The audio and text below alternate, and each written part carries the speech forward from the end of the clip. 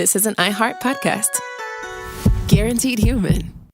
With no fees or minimums on checking accounts, it's no wonder the Capital One bank guy is so passionate about banking with Capital One. If he were here, he wouldn't just tell you about no fees or minimums. He'd also talk about how most Capital One cafes are open 7 days a week to assist with your banking needs. Yep, even on weekends. It's pretty much all he talks about, in a good way. What's in your wallet? Terms apply. See CapitalOne.com/bank. Capital One, N.A., member FDIC. Hi, Kyle. Could you draw up a quick document with the basic business plan, just one page, as a Google Doc, and send me the link? Thanks. Hey, just finished drawing up that quick one-page business plan for you. Here's the link. But there was no link. There was no business plan. I hadn't programmed Kyle to be able to do that yet. I'm Evan Ratliff, here with a story of entrepreneurship in the AI age. Listen as I attempt to build a real startup run by fake people. Check out the second season of my podcast, Shell Game, on the iHeartRadio app or wherever you get your podcasts. Brought to you by the reinvented 2012 Camry. It's ready. Are you? Welcome to Stuff You Should Know from HowStuffWorks.com.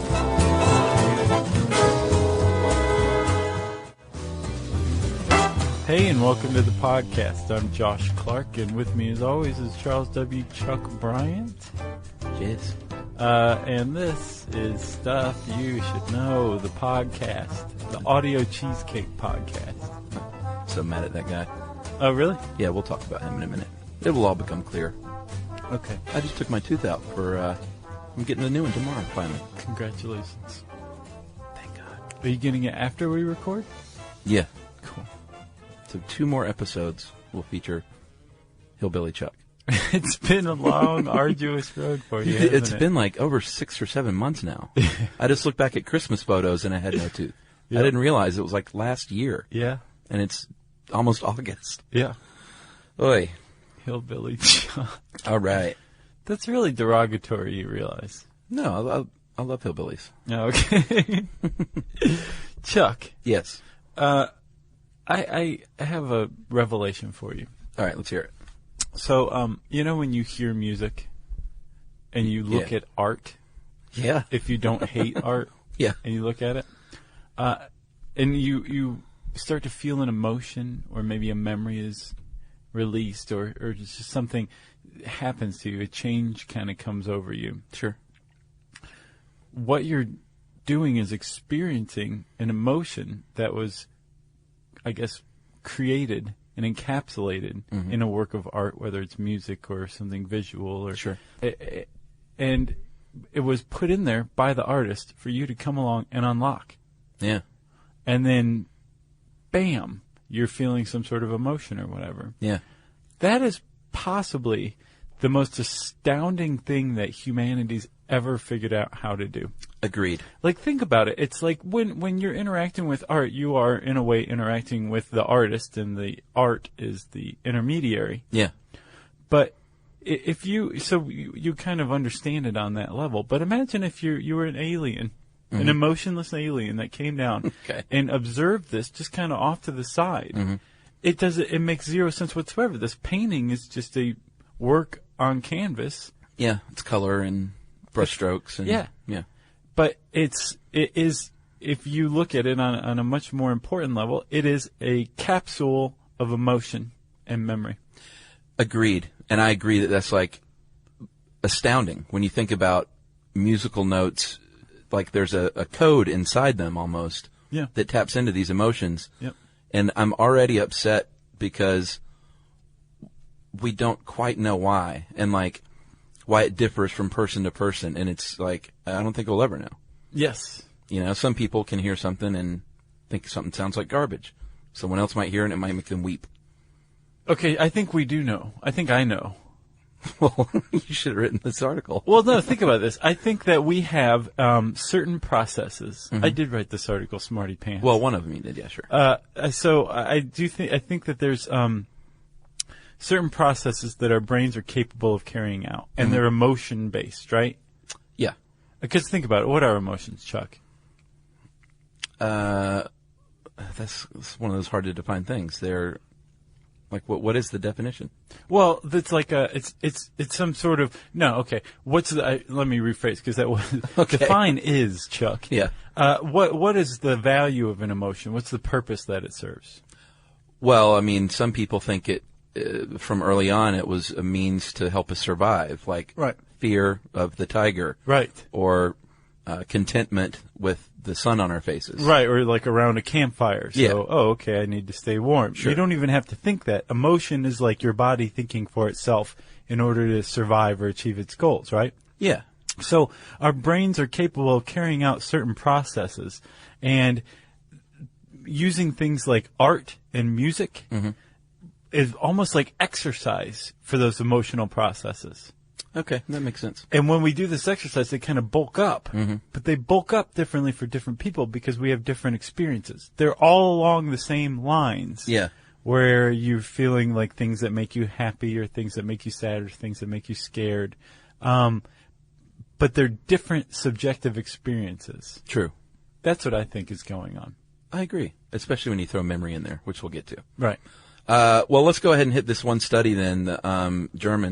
The Germans conducted. Right. They found the Mafa tribes people in Cameroon who had not heard Western music before. No, not a second of it. And they thought, well, this is perfect. Let's play some Western music and see if they can match this music to like an emotion, like happy or sad. And they did. Right. And by Western music, we mean banjo music. Yeah, all banjo. There was another part to that study I thought was even more interesting, which is they played altered versions of music for them as well, with like threw it out of rhythm or made dissonant harmonies. And these people that had never heard Western music like didn't appreciate that sound very much. Right. It innately triggered, like when they heard bad harmonies or a off rhythm beat, they're like, no. Right. So if there's whatever their word for no is. If there's not there's not something universal going on, then then they shouldn't have noticed. Yeah, then I'll be a monkey's uncle. Exactly. So that means two things: that emotion encoded in music is universal, and the ability to distinguish like what's right and what's wrong in music is universal too. Then that's what it would suggest. Yeah, to a certain degree though. But then you hear people that like don't understand when they're singing off key, and I'm like, how can you not hear that? Remember the tone deafness one? Yeah, that was a good episode. Good overlooked episode. Anyway, I think it's all very interesting. So we've got this idea that this is all universal. Sure. That still doesn't explain what's going on. And there's different schools of thought. Like anytime there's just something really big out there that's not explained, a lot of people have some competing ideas. And one of the people with the competing idea, who you're apparently mad at, is Steven Pinker. Boo. Who's a good guy. Good, great guy. He knows how to he's a linguist, and yet he can rise above the fray of the sniping that is so characteristic of that field. Yeah. He's got a mullet. Does he really? Yeah. He's got kind of a curly perm mullet a little bit. He's a good guy. Okay. You'd like him. But I don't like what he says about music. He famously said music is auditory cheesecake. His contention is basically music is hollow compared to the language that it's based on. Right, or hearing. And I just couldn't disagree more. Well, I think he's also saying there's different ways of interpreting what he was saying.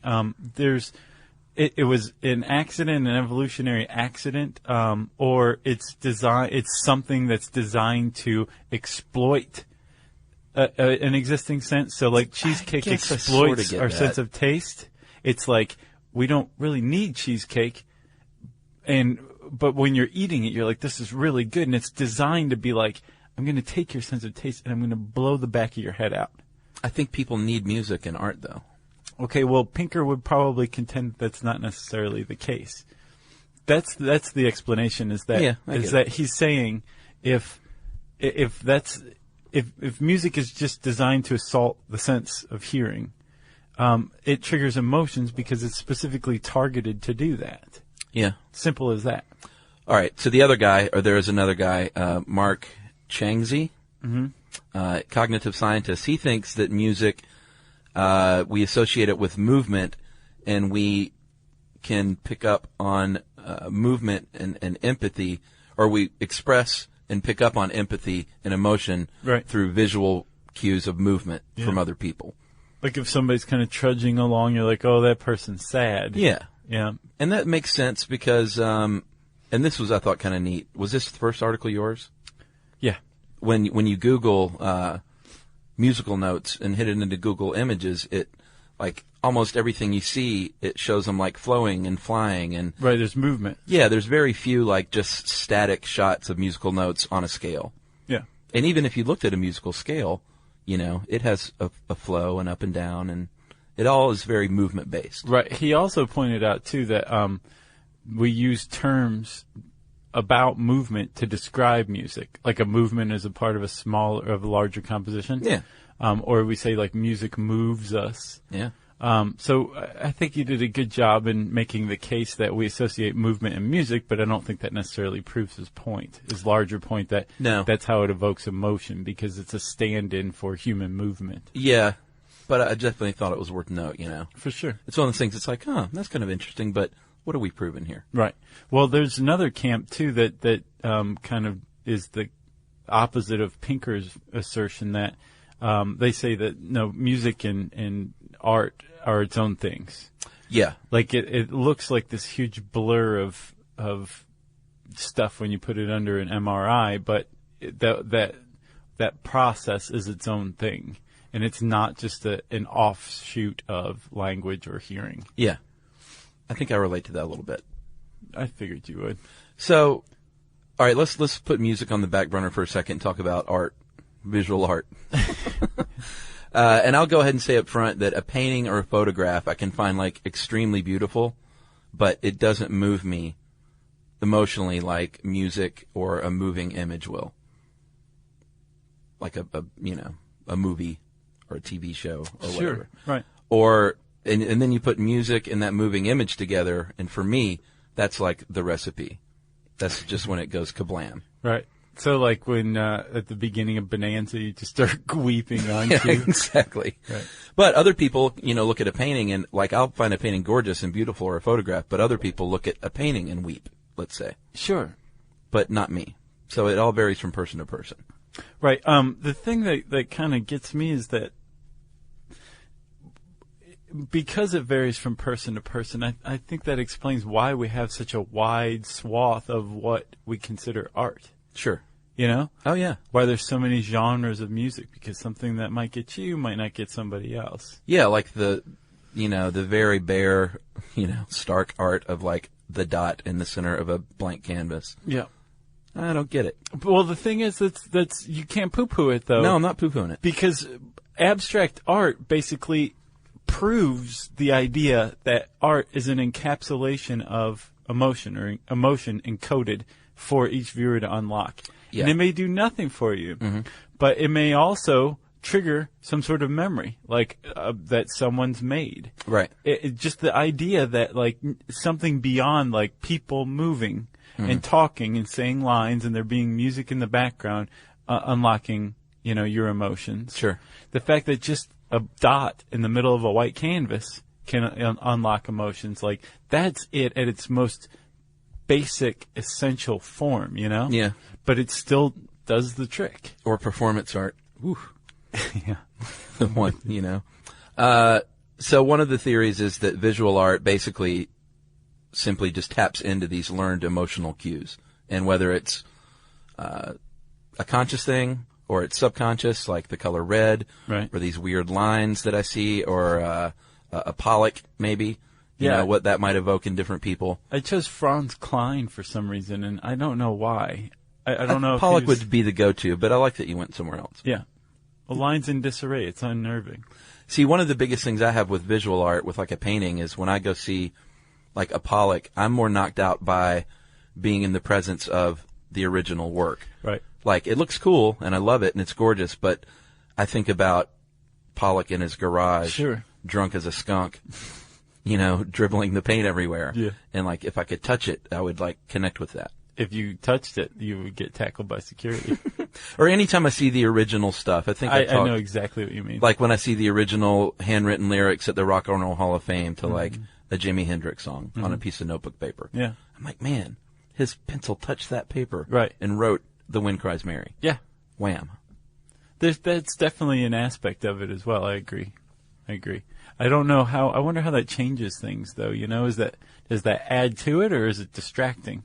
Like, does fame and celebrity distract us from our emotions? Boy, that's a good question. think. I think it enhances it for me. Yeah? Yeah, because when I had like this hero worship of an artist, and then I meet them or I see their like original work, that's what does it for me. But it could also be an unknown, Gotcha. That's funny though, because I wanted to say that you probably wouldn't have been into disco then if you were like all about the artist and, seeing that something created by, the individual. I wasn't into disco. Right. But that also, when I was researching this and reading these articles, it made me wonder, like, is that a difference? Like, there's a difference between experiencing live music and recorded music. Yeah. So was that a distinction between people who are into disco and people who weren't? An unconscious difference. Although I would argue that the basis in this article at least says that the live music thing is about being in the same room with people with similar likes. Partially, not necessarily, because you can listen to a live recording of a song and it is like hearing that crowd cheer is totally different. So maybe it's evoking that, but I'm not friends with the people that I can't see on this recording, Yeah, that's a good point. Yeah. All right, let's get back to it, huh? Just real quickly, it's also culturally based because you make a great point that depending on where you're from, like even color can mean something different. Like in Japan, the color white is associated with death. Yeah. So melancholy will come out, whereas black supposedly is in the Western world something we would associate with death. So like a snow-covered painting, like a Thomas Kincaid, would maybe instill dread in a Japanese person. That's why he doesn't do very well in Japan. Oh, really? Yeah. But then one other thing, Chuck, where the color red, those lines in disarray, all that, those are called cognitive antecedents, right? Right. And you can also make the case that a change in harmony or pitch or drumming or whatever is a cognitive antecedent too. Yeah. In much the same way that the composer is changing something, is adding something, is taking something away, and that forms a cognitive antecedent. It's the thing that triggers the emotion. Awesome. So should we talk about the brain? Yeah. Here's where it all comes down to science. Okay. I knew we were going to get to there at some point. You hear music, and, well, first of all, they say it's kind of impossible to say, like, we can say we have a language center and a center for, like, movement and things like that, but we can't really pinpoint a dead center for music in our brain because it's sort of all over the place. Right. Which is kind of awesome, I think. But when you first hear a song, let's say, your frontal lobe's going to kick in, and the temporal lobe, and it's going to process things like rhythm, pitch, and melody to kind of get the ball rolling. Right. They think it happens in the right hemisphere, but they aren't quite positive that that's the only place it happens. Personally, I think it probably hits the left and right. Yeah. It's firing all over the place. But it depends on a lot of things, like you said, whether it's live or recorded, probably whether or not you are a professional musician or not. Or have any kind of training. Like you're going to, if true. you know how to read musical notes, when you hear a musical note, you're probably going to visualize it. Whereas like Yeah. if I hear music, like I do not do that. I Right. maybe see colors or fractals or something, depending on whether I'm listening to Pink Floyd or not.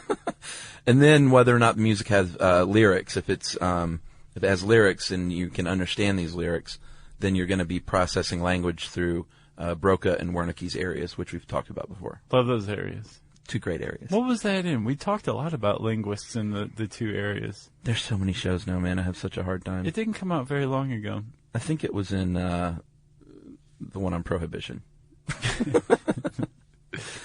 And it activates the visual cortex because, when you close your eyes and listen to music, you're probably going to visualize something. Well, that would lend credence to the idea that music is associated with movement. Yeah, true. Because we track movement with our eyes. I see really high glossy music videos when I close my eyes. Do you really? No. I just see Money for Nothing over and over and over again. You see the day glow. Yeah. And the purple leopard's print. And it can also trigger the motor cortex, of course, because that's what you start tapping the hand, tapping the feet, and bobbing the head. Yep. Like in the disco episode when we played some of that music. Even though I don't like that music, it still gets the head bobbing. Yeah. Well, it's good music. So you say. It activates your motor cortex. That's right. Whether you like it or not. And the cerebellum, I think, is the last one. And that's pretty interesting because that means you're like following the music and trying to figure out where it's headed. based on what you've heard before. Which is cool. Yeah. Because we love to keep ourselves occupied. Sure. That's not the last one. There's the medial prefrontal cortex. Oh, yeah, you're right. And that word also is usually pronounced prefrontal, not prefrontal. Oh. And that one is the one where that unlocks our memories. Yeah. Like the music goes in there as a key and goes, and then all of a sudden you're like, oh yeah. What's one of your old ones? Hot Blooded.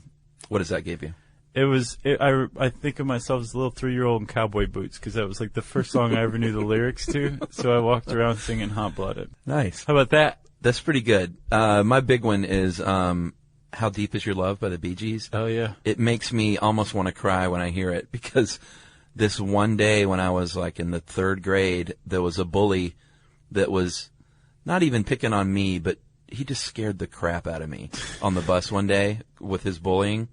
And I was such a little wimpy kid, And I ran to my dad's office. He was principal, and he wasn't there. And she was just like, you can wait for him. And I was like crying.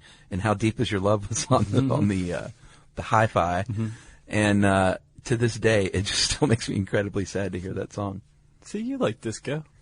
Well, it makes me cry. Right. It moves you. Or like Centerfold by Jake Giles, man. That always takes me to like the skating rink. Yeah, that's immediately. Yeah. Good one. Hi, Kyle. Could you draw up a quick document with the basic business plan, just one page, as a Google Doc, and send me the link? Thanks.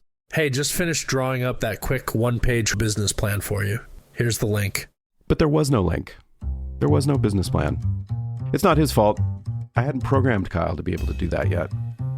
My name is Evan Ratliff. I decided to create Kyle, my AI co-founder, after hearing a lot of stuff like this from OpenAI CEO Sam Altman. There's this betting pool for the first year that there's a one-person billion-dollar company, which would have been like unimaginable without AI, and now will happen. I got to thinking, could I be that one person?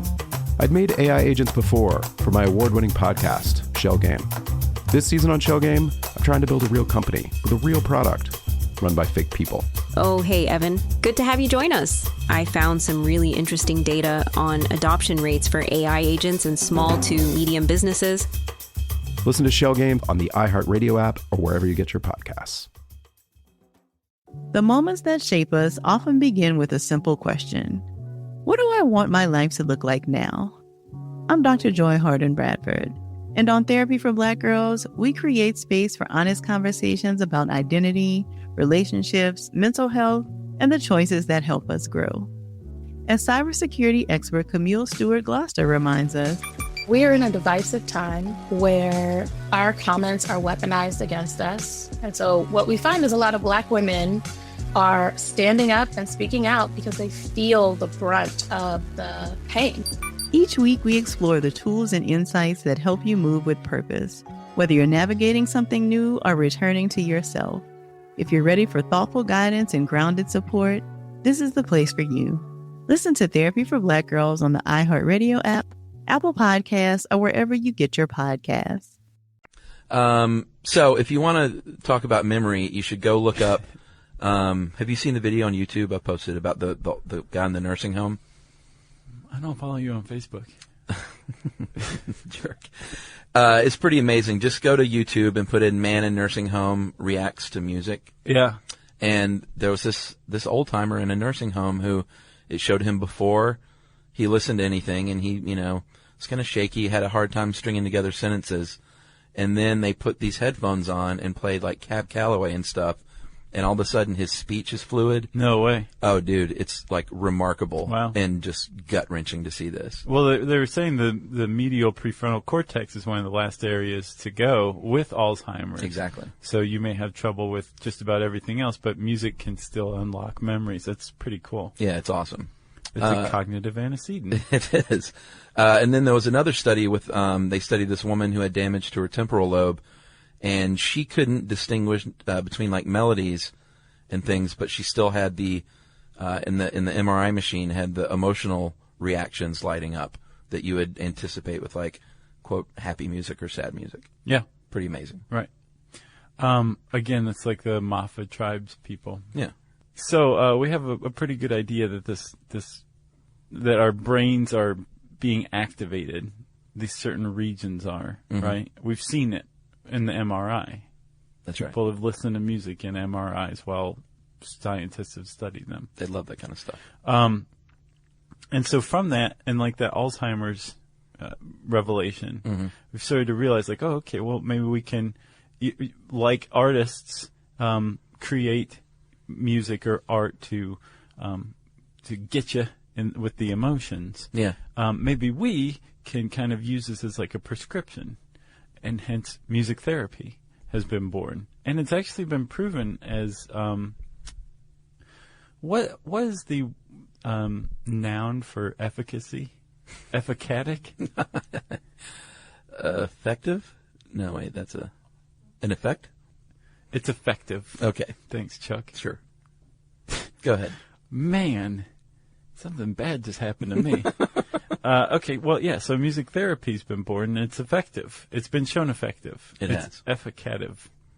Exactly. Like, for instance, well, they think it grows as we grow, like this tie to music and emotion intensifies as we grow, even though they've seen it in little babies, little smelly babies. Yeah, it starts early, right? Yeah, but like, fast tempos in a major key will tend to make someone happy. And it just, you kind of take it for granted, but like there's stuff going on there to make this happen. Oh, for sure. And like minor keys, D minor, the saddest of all keys, slow tempo. Is that the devil's key?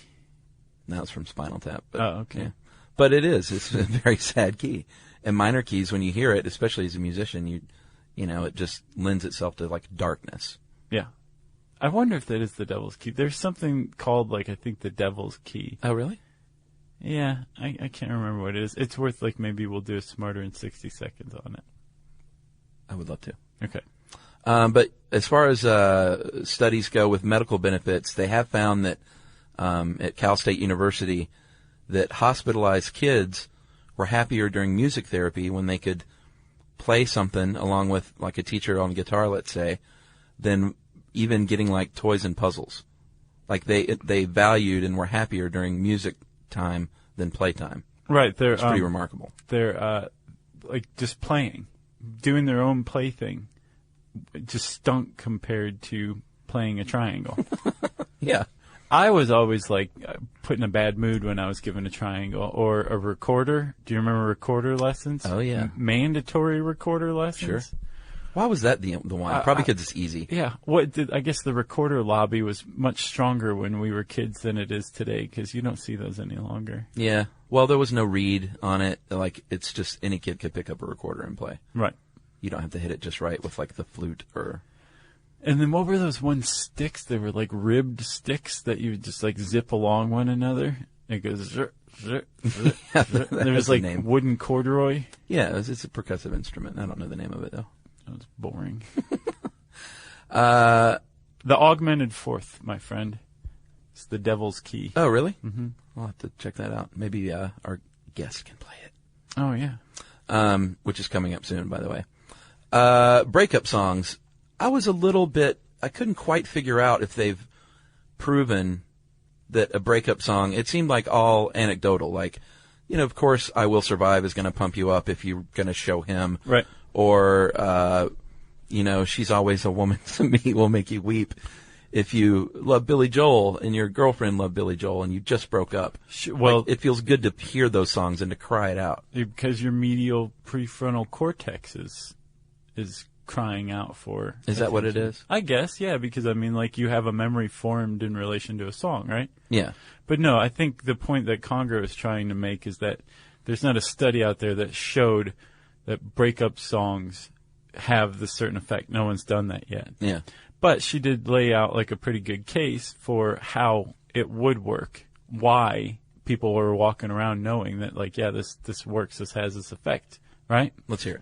Well, she's saying, like, there's this Rutgers University anthropologist named Helen Fisher who studies the effects of breakups. And basically she is the one who came up with the concept of the breakup as going cold turkey on an addiction. Yeah. Like, you can compare it to cocaine. And the reason why is because when you're in love with somebody, your limbic system is stimulated. Mm-hmm. And then when that's taken away, all of a sudden, this stimulation that you used to have is not there any longer. Your limbic system, it gets kind of irritated. What Conger is saying is that it makes sense that music, which has been shown to stimulate the limbic system, probably does some sort of number on it to kind of wean you off that cold turkey person you just... Oh, okay. You just, yeah. Gotcha. That makes more sense now. But there wasn't an actual study. You're right. Okay. But she also pointed out that music has been shown to be a pain reliever.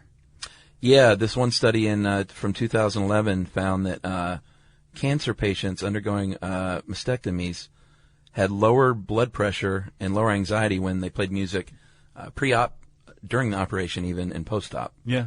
And not an enormous amount. It's not like a shot of morphine or anything like that. It's like 0.5, half a point on a 10-point scale. You know, the pain scale?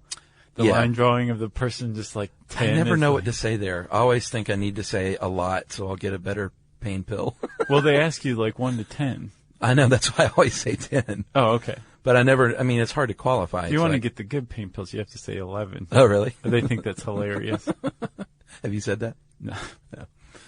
This one goes to 11. That's the second Spinal Tap reference. Yeah, and that's actual physical pain. It shows to ease a little bit, but where it really comes in handy is as like an anxiety reducer. Yes. And as an emotional whoopee. Yeah, they found that people who suffer from anxiety, they actually responded to music as an analgesic more than a pharmaceutical analgesic. Yeah, that's awesome. It is. And it's not just them. Like you mentioned, like blood pressure lowering. Other studies have been conducted that showed that pregnant women were less stressed out than when they listen to music. Sure. People with cardiac patients, their blood pressure lowered. Immune systems were boosted in post-surgery patients. Like it has this really great effect on us. It's pretty obvious why. It's the limbic system. It has a calming effect. I had that happen to me once, actually, to my detriment. I was living in New Jersey at the time. I was going to the bank and like really stressed out about getting to the bank before it closed. Mm-hmm.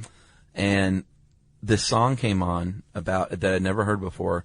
Like halfway there, I get to the bank. It's like literally like a minute and a half before this bank closes, and I could not get out of the car. I couldn't quit listening to this song. What song was it? I can't remember now, but I remember watching the dude come up and lock the door in front of me and sitting there in my car and thinking, you know what, this is worth it because this is amazing and I'm not stressed anymore and who cares about the bank? That is quite a song. Yeah, and I think it probably bounced some checks because of it, but who cares? Did you go back and listen to the song after you were looking at your overdraft fees? I wish I could remember what it was. This is a long time ago. That's really It may have been like a classical thing. Because I broke down at Carnegie Hall and cried one time. Did you? Yeah. You couldn't get in? No, I got in. Beethoven's Ninth Ode to Joy with like the full choir. Oh, yeah. That thing pumped in. Ode to joy, man, ode to joy, yeah, ode to joy, That's right. That's the lyrics, that right? was like, those are the lyrics. I just activated your Wernicke's area. Mm-hmm. No, you activated another area. What else you got? Nothing, man. I've had plenty of those.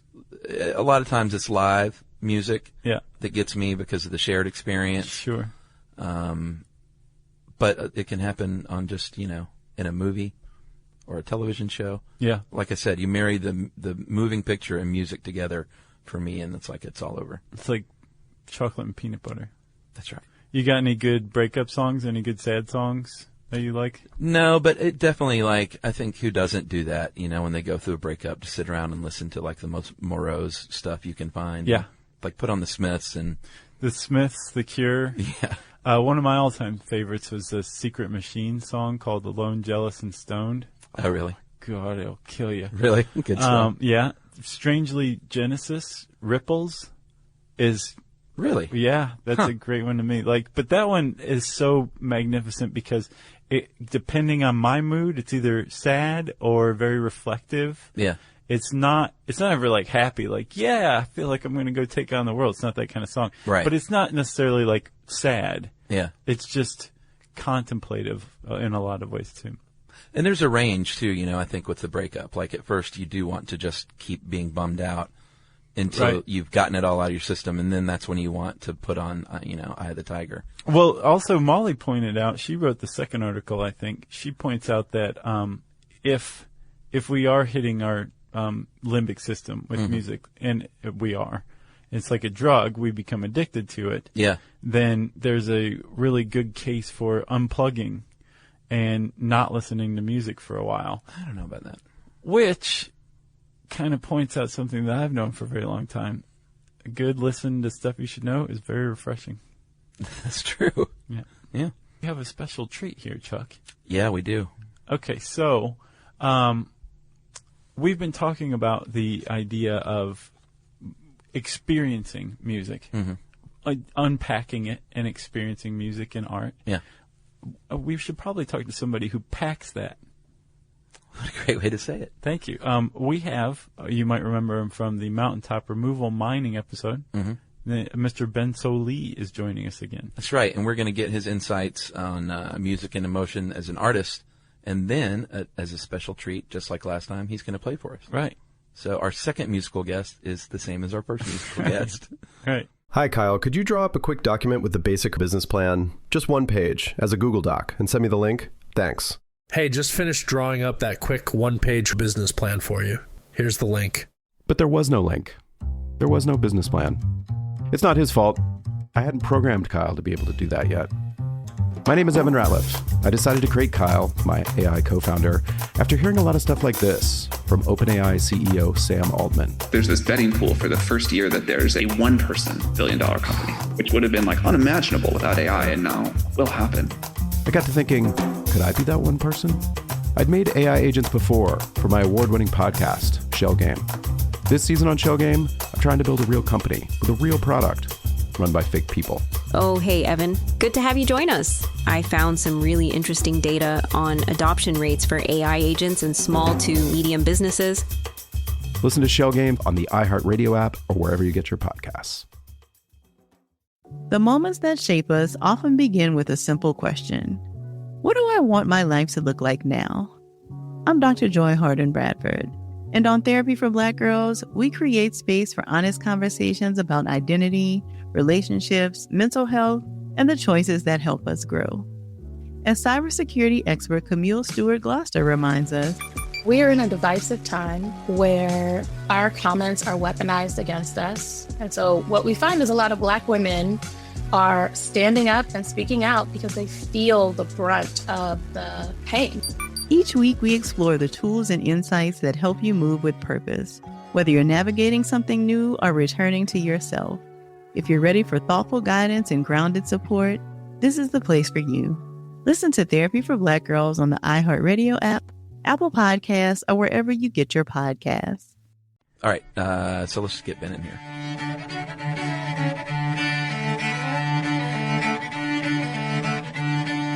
It's like magic.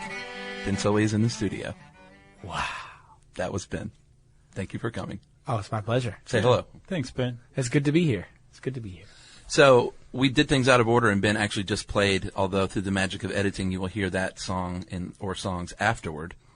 Okay. Do you have to give away all our secrets? I know.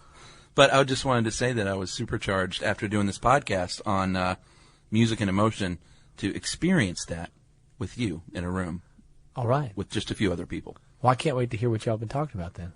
Well, that leads me, nice segue, by the way, into my first question, which we talked a lot about in the podcast about music and emotion and how it depends on whether or not it's live. Like there's a difference emotionally whether or not it's live music or like on a CD. And as an artist, I mean, we got the scientist perspective. As an artist, what has been your experience with playing live and with how fans receive it live as opposed to on a CD? Well, you know, there's on recordings, there's kind of there's a lot of room for the listener to place their own images and their own ideas into the music and everything. And there's certainly room for that in the live show as well. But they're also visually seeing what your body is doing when you say these words. And, of course, physical body language is a huge part of how we manipulate the meanings of things. And I think that has a huge amount of input. But I also think that sometimes it can confuse things. Sometimes people can be seeing you and kind of be so overwhelmed with what was happening and how it's happening visually on stage that it doesn't necessarily, they don't get to focus on what might impact them as much musically. So I do think there's two, music affects people differently in live and then recorded settings. That's pretty much what I said. Yeah, I think he kind of just confirmed what you said, didn't he? Yeah. We talked about there's a theory that one of the ways music moves us is because it's a stand-in for human movement. So that would make a lot of sense that if you're also seeing movement while you're listening to music, you just have your mind blown. It's a stand-in for movement, huh? That's what was his name? Mark Changsey? Something like that. Yeah, that's his theory. That's why our emotions are unlocked through music, is because we visualize movement and we can feel empathy toward human movement. So the music just reminds us of that movement. Mm-hmm. It's a theory. I think he's working on it still. I think it'd be interesting to see how it gets to that part of the brain and what path it goes through. Whether, because music kind of exists through this kind of back door in the brain, maybe the place where speech began and then got its own apartment later on in life. We talked all about that. You're going to love this podcast. I can't wait to hear this podcast. I've got a question. Okay. So one of the things we talked about, Ben, was how when you're observing art or when you're listening to music, it's like you are unpacking what the artist put in there emotionally. Or the artist is using some sort of cues to trigger your own emotions. As an artist on, say, the packing side of this whole equation, do you ever just go like, this note is going to make everybody just weep on cue, or this one's really going to get them? Like, do you think like that? Or is it more when you're creating something that you're kind of putting yourself in there and it's open for interpretation? Mm-hmm.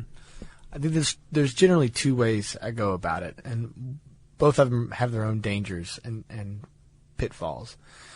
When you try to think of a musical device that can and will affect people in a certain way, especially if you're talking about anything with words in music, there's a danger of kind of watering the emotion down to something that can be to affect people in a broad way, not something on Broadway, just people being affected in kind of like for pop music. We'll just use that as an example. A lot of times when you're listening, you hear things and sounds and musical repetition that's used because people feel like it will be a hit or will affect a lot of people. Right.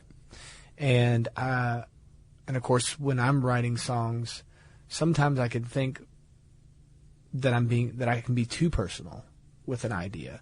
Like I can get something that's so personal, I'm packing up that bag and I'm putting, undies in and all this other stuff, and like too specific, and you lose people because they can't relate to that specific item. But if you talk about the gesture that's there and try to find the essential human expression that's in there, then you have a universal idea, even if it springs from a very personal experience. So if I was going to say that another way, I think I would say that when you're packing up the bags, you have to be careful not to be too personal, because otherwise you can lose people. People can almost feel like not necessarily grossed out, but like they're seeing something that they shouldn't see. Right. Or it's too private. Yeah, you're letting them pass that barrier. Yeah, exactly. And so what you need to do is figure out how your private things relate to their private things. And so create a personal experience that has some type of universal meaning or expression to it. Gotcha. So when you're packing the bags, you leave out like the metaphorical leather hood with the zipper mouth. Yes. That's a good idea. I leave that out. And nor do I make repetition of things that everybody knows is already there all the time. Right. Like if everybody knows that the doors are closing and shutting all the time, you don't use that musical device. Mm-hmm. Which is to say you don't just, like, for instance, in dubstep music, there's a very simple musical pattern that's happening.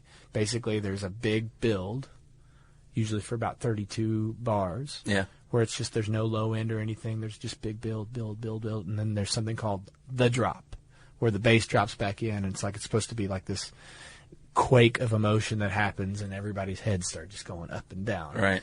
And you have to be careful because it's a pretty simple device, and there's lots of different variations you can do on that. But if you do it too much or too similar each time, then people are just like, that's not for me. Is that just a crescendo, basically? No, it's not a crescendo. It's an orchestration. It's a arrangement thing. So a crescendo is when things just kind of grow in volume. Okay. And this is much more of arranging sounds so that there's some that are absent, and you know they're going to return, but how you bring them back in and create anticipation is the strength of your composition as a dubstep artist, I guess. Good stuff. We actually have an article on that, and it's on my list. Dubstep. Robert Lamb will kill you if we record dubstep. So Ben, as an artist, do you think, like we talk a lot about the emotional kick, like the drug, and it releases dopamine, and it's there's science behind it going on. As an artist, do you find it more difficult to still get that kick, or when you hear a song, do you think more like as a musician, like, oh, I hear what this person's doing there, or is it just still pure emotion going on, or does it vary? I think as an artist, once you start repetitively doing something, there is a tolerance that builds up, which is kind of a sad thing. Yeah. And people kind of find ways to convey that they're still getting that stuff when they're really not. Does that make sense? Especially in a live show, like you'll see a rocker contorting themselves in all kinds of weird ways, and then after the show, they act like you can tell that they're not completely high off of the show, at least. Yeah. They're just kind of like, yeah, thanks. As opposed to someone who you've just seen go through a pretty magical musical experience, and you can tell that everything that they had just kind of came out of them, and they're either bouncing around or they're just completely a puddle on the floor. I remember seeing Andrew Bird play a show like that once, and he just gave everything to it, and you could tell he was having an overwhelming experience on stage. And went to talk to him afterwards, and he was basically a puddle. He was a human puddle at the end. He had just kind of given everything, and he talks about that in some of his songs as well. That actually was one of my other questions. As an artist on stage, like, how do you, night after night, how do you draw that up? And does the emotion of the audience, how much do you feed off that? And can you, you probably just can't whip that up. So, like, how does that all work? Yeah. That's something I probably have to think about how to answer just for a little bit. But, like, I guess the basic question is, like, what's the difference between a good show and a bad show?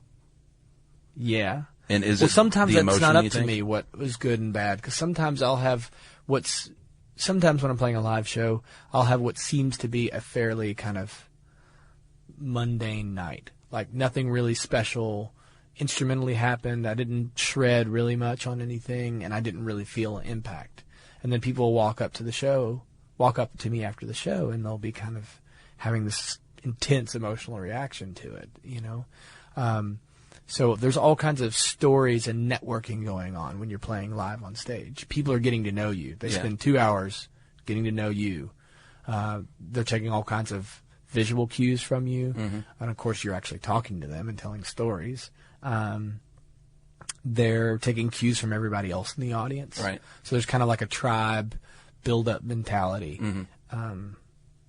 So I think part of it is getting everybody to participate socially in the show if you want to get to that energy place where something overwhelming happens to you and the audience.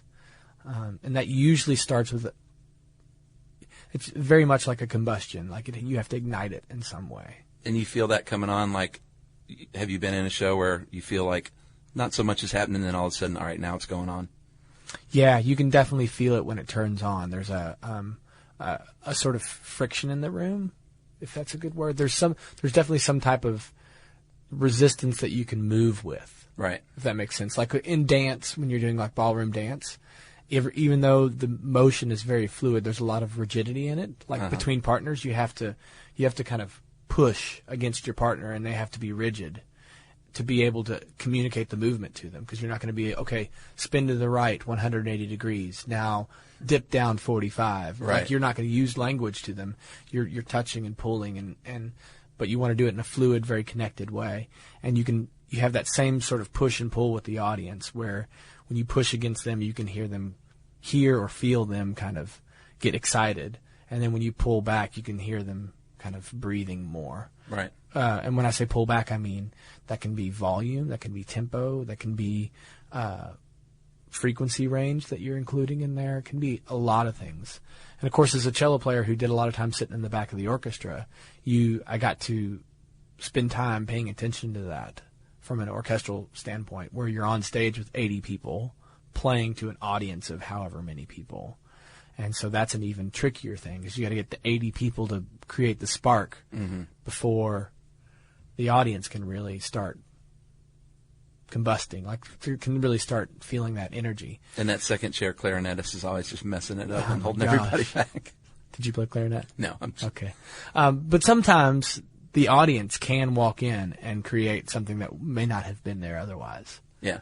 I felt that too, where maybe you had a really crappy day, or maybe you don't have any energy left after doing a bunch of media or traveling on the road, and the audience walks in and they've got an idea and an expectation that is just buzzing around the room, and suddenly you kind of get this encouragement or feeling that you're going to fill their cups. You're gonna really have an emotional impact.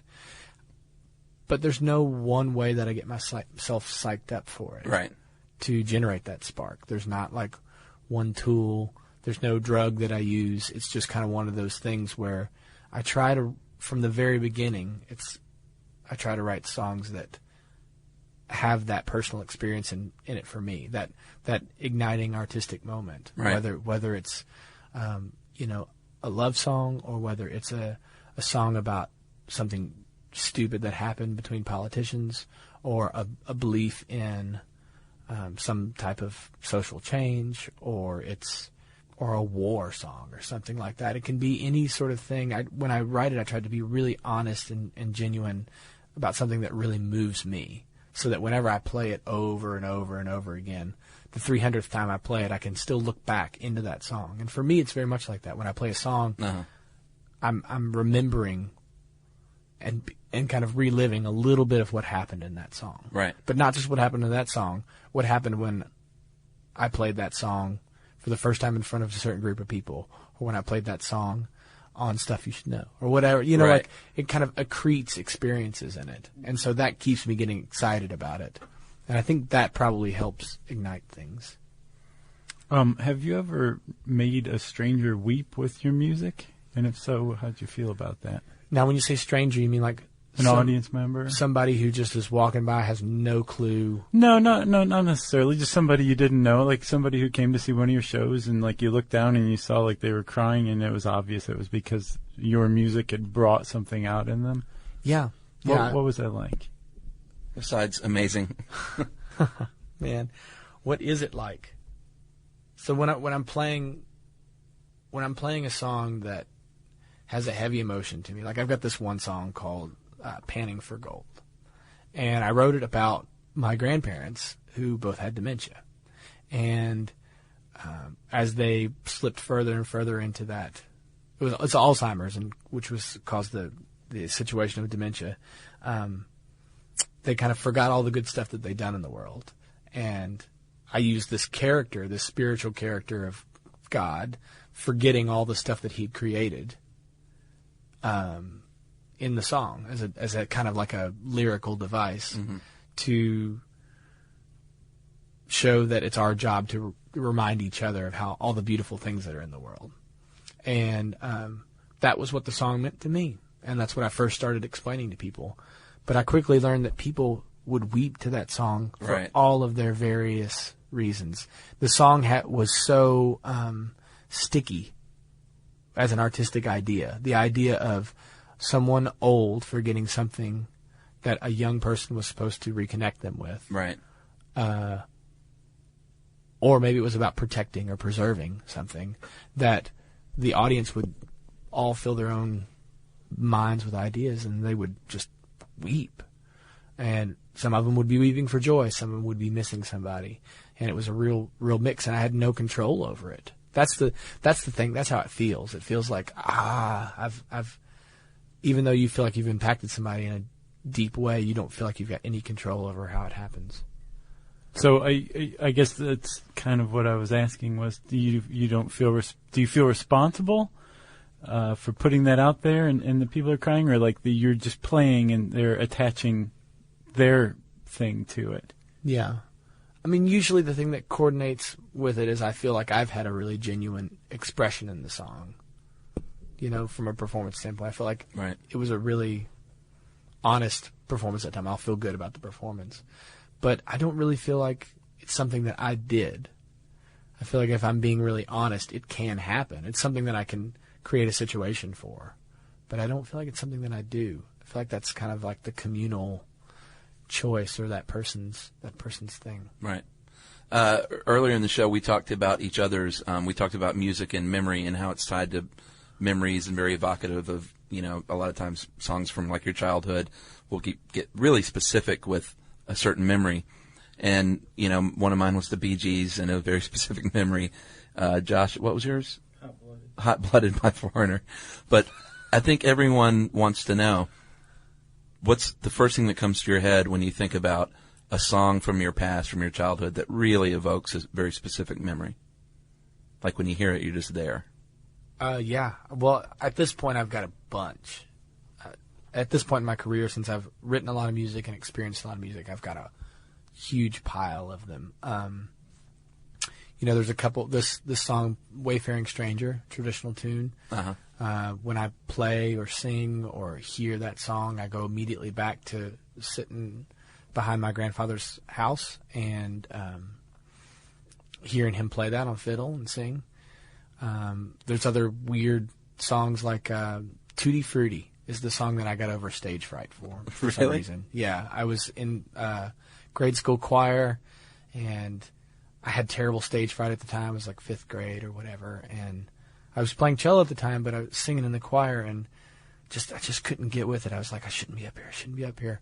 And at some point, I was kind of, "Tutti Frutti, oh Rudy," and I looked out, and like there was kids on roller skates and the hula hoops, and the parents were all laughing, and I was up on stage singing, and I was like, wait, this is affecting people. This is really fun. This is really affecting people. I can just see myself up there. I just start shaking. It's like, "Tutti Frutti, oh Rudy," and I go straight back there whenever I hear that song. That's funny. Yeah. And as a musician, like, what's been your best moment as a fan of music, when you've been in the audience and feeling, you know, that spark and that fire in the room?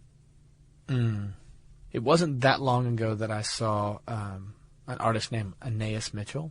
Are you familiar with her at all? I think I know that name. She's really good. She did this kind of contemporary telling of the story of Eurydice and Orpheus. Wow. But she did it as a folk opera with like Ani DeFranco and Greg Brown and what's the guy from Bon Iver? Justin. Yeah, that dude. Justin Vernon. Yeah, she put together all those different folks and created this modern contemporary telling of it, and it's so beautiful. But anyhow, I saw her performing live, and she's just got this way about how she just loses herself, and it's like she's trying to shake off these words that she just has to say. Yeah. Yeah, that's the most recent time I was in the audience. I mean, she was really breathtaking. The way she would just flip the words out and try to. Yeah, it was almost like she was trying to shake off the emotion, and when she shook it off, it ended up all over you in the audience. That's awesome. It's kind of like Gallagher. It's very much like Gallagher. I love hearing that, you know, as a music fan, to know that you can still go out there as a musician and you're not jaded or cynical, and you can still get lost like that. Oh, get super lost in it. I mean, right now the most overwhelming sound that I hear, of course, is an orchestra. Cause I spent a lot of years playing in them, and then I also think they're so special now because we have so few of them that are playing at super high levels. Right. Because so many orchestras have closed down. And I think that's a really interesting thing because orchestras ask you to change your social habit, at least for us young folks. Uh-huh. When's the last time you went and saw an orchestra? Either of you? Well, mine was actually one of my best stories from seeing it live. I saw Beethoven's Ninth at Carnegie Hall, and the Ode to Joy thing. Like literally, I was sitting there crying like a little baby. Yeah, but I think that's probably the last one I saw. Is it when the dudes come in and go, "Fly on"? Yeah, yeah. Actually, I saw The Decemberist a couple of years ago with the Atlanta Symphony Orchestra, which is pretty great. Yeah, a couple of years ago. Yeah, and I was banned with the orchestra. Yeah. What about the orchestra? It's been a while, and I love it too. Josh? So. Yeah, and I think it's because orchestras ask us to change our social habits so much to come see them. You know what I mean? For us young folks, like we don't see shows in concert halls and pay $60 to do it. Right, and wear a tie and wear a tie and sit in seats. Sure. Don't have drinks. You know, like, and so, even though it's one of the most incredible sounds that we create as humans, I mean, it's really powerful sound when you get a full orchestra there playing, as you know from your experience, but we still don't do it because it's so outside of our zone. Yeah. And I wonder, you know, what that means as we become more and more visually based. Like, what does music mean to us? Right. And how does it really affect us? And how, as musicians, can we still affect people in the same way, regardless of an environment? Right. And that's the biggest challenge facing us right now, because most of our music's being consumed at MP3 quality through people's, phones streaming or watching an MP3 video or a YouTube video of something.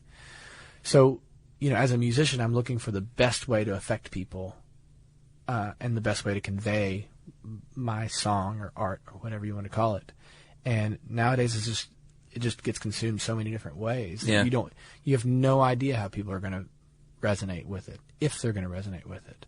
So the best shot that you got at it is writing something that's really genuine to you, right, as an artist, and then performing it in a really passionate, genuine way. And in some ways that harkens back to how we got all started with this thing, which was a bunch of people sitting around playing music, right, not professional musicians playing to audiences. And that's what people originally were willing to start paying for.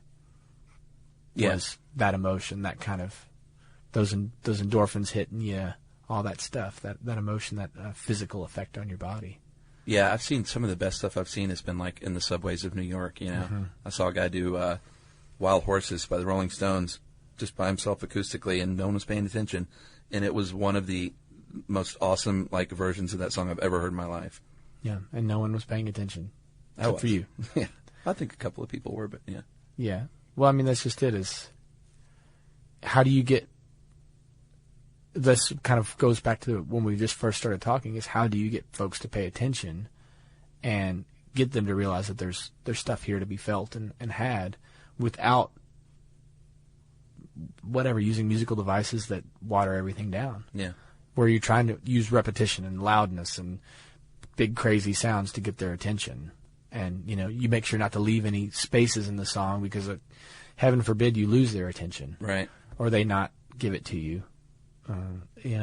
So I think that's one of the challenges for us as musicians, as we march on into this technology age, is not letting the huge pool that we're swimming in from an industry standpoint, where we're trying to compete for attention or CD sales, whatever you want to call it, affect how we actually make our music. Right. You still need to make something that is genuine to yourself. Otherwise, you're not going to be happy playing it. And then if you're not happy playing it, you have got zero shot at affecting people emotionally. Right. If you don't affect people emotionally, then they're not going to come to your shows. And that's really all that we got these days, if you're going to want to be a professional musician. Ben Sollee, doing things right. When's the album coming out? The new record, Half Made Man's, coming out September 25th. September 25th. Where's the best place to buy it? iTunes is a great place. These days, you can get it pretty much anywhere, but iTunes is a fine place. And you're on tour right now? Yeah, on tour. We're on tour in our sweet tour van Tammy, as well as on bicycle. All right. This will be coming out probably close to the release date of the CD. So are you going to be on tour this fall as well? Yeah, absolutely. I'll be all over the country. Riding your bike to shows at times. At times, we'll be riding our bike. Most times, we'll be in our tour van, and we'll be hitting all the towns in this country. BenSollee.com. Anything else? I'm good, Ben. Thanks for coming. You were like the best interview. Like literally. That was a little bit cyclical. I had to work my way around some of those answers. Dude, you elevate us, my friend. But that's the great thing about this show is that you all let it come, not try to design its existence. It's cool. We would fail. I appreciate that. But traditional wrap up. If you want to get in touch with me and Chuck and Ben Sollee, we can pass things along to him. You can tweet to us at SYSK Podcast. You can join us on Facebook.com/StuffYouShouldKnow. And you can send us an email to StuffPodcast@Discovery.com.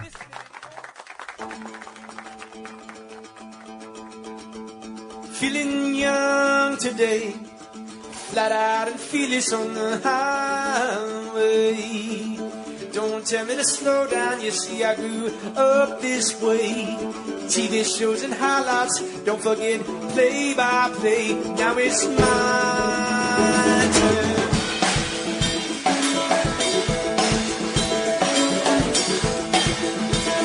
Feeling tough today, I'm bristled and billowing like a tidal wave. Sweeping through the city looking for a place to hide away. All I need is someone but you left yesterday. I guess it's my turn.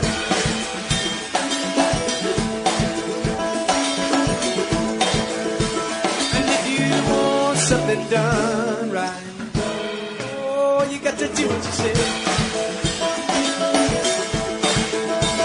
And if you want something bad enough, you got to do what you say.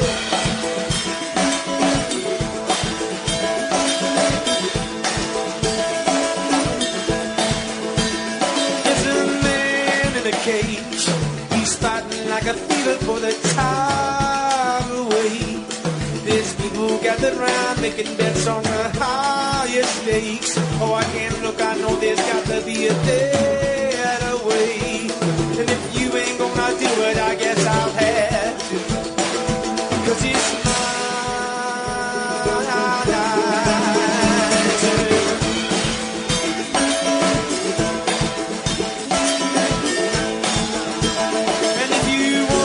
something done right. Ooh, you got to do what you say.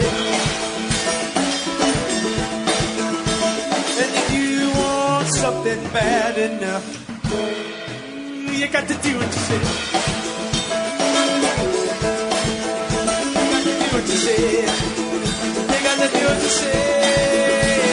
Yeah.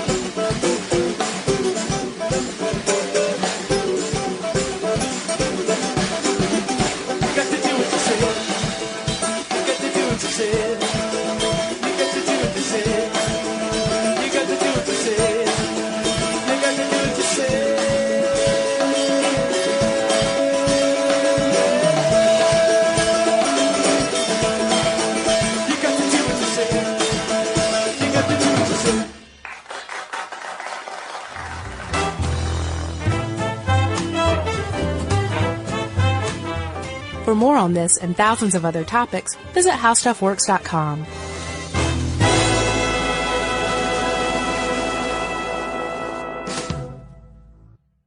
Brought to you by the reinvented 2012 Camry. It's ready. Are you? Hi, Kyle. Could you draw up a quick document with the basic business plan, just one page, as a Google Doc, and send me the link? Thanks. Hey, just finished drawing up that quick one-page business plan for you. Here's the link. But there was no link. There was no business plan. I hadn't programmed Kyle to be able to do that yet. I'm Evan Ratliff, here with a story of entrepreneurship in the AI age. Listen as I attempt to build a real startup run by fake people. Check out the second season of my podcast, Shell Game, on the iHeartRadio app or wherever you get your podcasts. Babes, what are you doing? What? I'm just mowing the lawn. No, it's blazing hot and dry out here. Don't you remember? Smokey Bear says, avoid using power equipment when it's windy or dry. Where'd you learn this? Oh, it's on SmokeyBear.com, with many other wildfire prevention tips. Right. Thanks, honey bear. 'Cause remember, only you can prevent wildfires. Brought to you by the USDA Forest Service, your state forester, and the Ad Council. This is an iHeart podcast. Guaranteed human.